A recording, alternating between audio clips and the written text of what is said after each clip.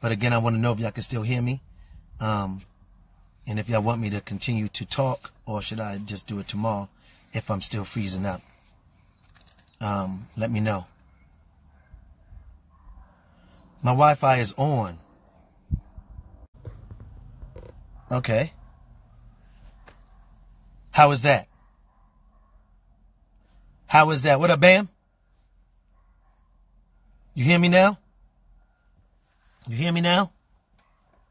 Yeah? Thank you. Thank you very much. Thank you. Thank you. I appreciate that. Thank you.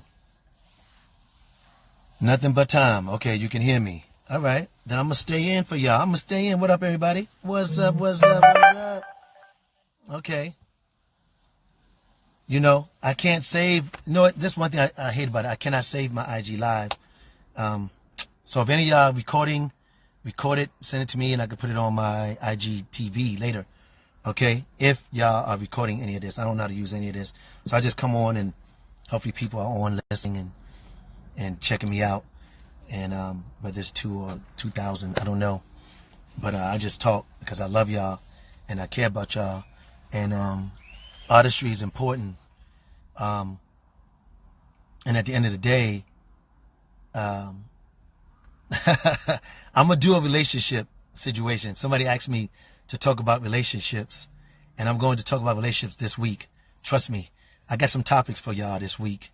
So for those that do come in, you're going to hear me talk about a lot of things this week because I'm starting a podcast in the end of April or May. It might be April. I think April. And so I'm going to be talking about some of everything. So this week I'm just going to be talking about stuff and seeing how y'all take it. At the end of the day, y'all, being in Guy has been everything to me. Listen to what I'm saying. I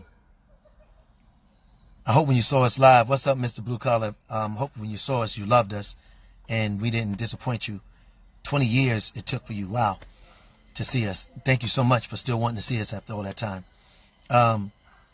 Thank you. My podcast will be really dope. Yes, Great Britain. I love being with April Mason, too. You know she's doing big things, but I'm trying to do big things this year, too, so I'm going to come together and get my thing together and give my little 2 cents into my podcast. You know what I'm saying? So, that's how I do it. What's up, man? You know? So, you know, that's what it is.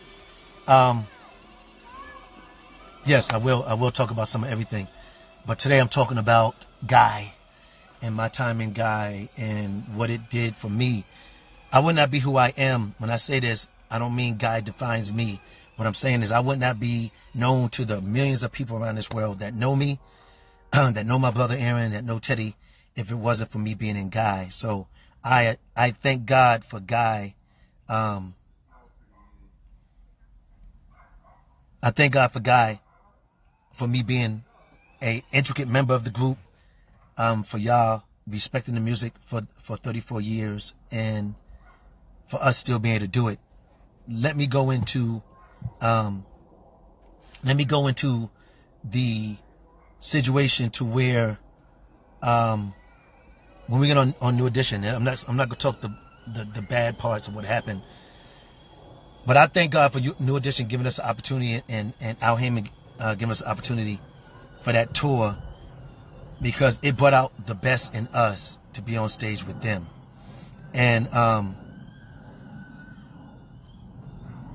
it showed me that we was worthy of being an artist and having a hit song and being the artist that we are. Because that tour itself also ended up being a co-headlining tour. It was a New Edition tour, and it ended up being a co-headlining tour because we proved ourselves to be worthy, excuse me, y'all, to be worthy of being able to close that show as well. So I thank God for that. And I thank God for the members of New Edition as well, for allowing us to be on the stage with them and for us being friends to this day. And me and Mike, I love Mike Bivens because we speak on different terms when we speak to each other. And I love Ronnie because me and Ronnie are friends on a different level too. me and Mike on business and how we look at things. And Ronnie is just a good cat. And Ricky is too. I mean, I'm not going against anybody else, but I'm closer to some than I am with others. And niggas know that me and Bobby are like straight family. So I love Bobby and I love Alicia. I love everybody. I know, their wives and everything. So God bless them. Let me tell you something, man.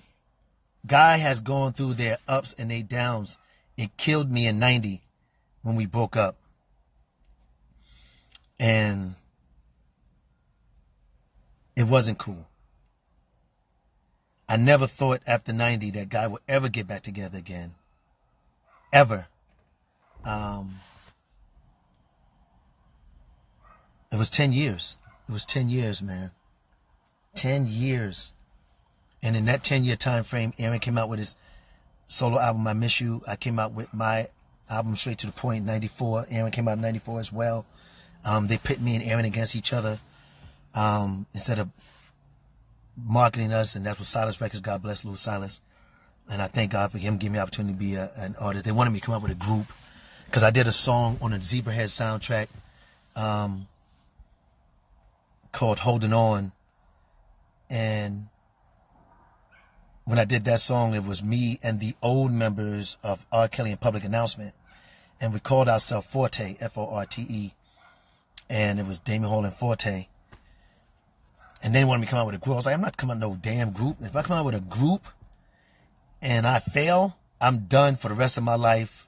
I'm never going to be an artist again. And the history that I thought or I knew that Guy was headed to give would have been over. Dead and gone. Was not going to do that, so I did a solo record.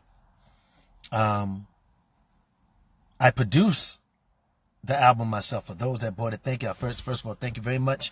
For all those that bought it, most people bought it overseas. Thank you for those that bought Damien Hall Straight to the Point. My first single was Satisfy You with Shantae Moore. And that song was produced by Brian Loren. It was originally recorded by Michael Jackson, and the original recording was with me and Michael Jackson doing the backgrounds. Food for thought, history. Michael Jackson was on Damien Hall's first single in 94, and the record company didn't want to release it because they knew if they released that with me and Michael, I would have been out of here. No ifs, ands, or buts about it, because those that bought the album, I don't toot my own horn, but I produced the album myself because I was under the tutelage of Teddy during the whole time, during 88 and 89 when I was with Guy. I followed him, I listened to him. I kind of understood cadence, drum programming. I'm not no engineer. I'm not a person that used equipment, but I had a great engineer and I had good people behind me. Tricky and Sean, I saw them, found them. The songs that I had, I gave it to them. They enhanced it, so it became produced and co-produced by Tricky and Sean Stewart. And then we did remixes together and everything. And thank God for them. Tricky Stewart is a very well-known, huge